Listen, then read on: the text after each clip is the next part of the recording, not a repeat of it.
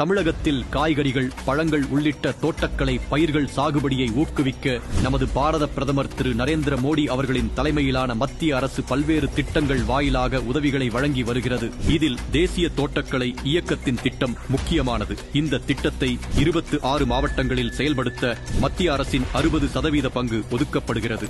இந்த நிதியின் மூலம் சாகுபடி பரப்பு விரிவாக்கம், இயற்கை வேளாண்மை ஊக்குவிப்பு, காளான் உற்பத்தி கூடங்கள், பசுமை குடில், நிழல் வலை குடில் அமைத்தல், குளிர்பதன கிடங்குகள் அமைத்தல், தேனீ வளர்ப்பு, பழைய தோட்டங்களை புதுப்பித்தல் உள்ளிட்ட பணிகளுக்கு விவசாயிகளுக்கு மானியம் வழங்கப்படுகிறது.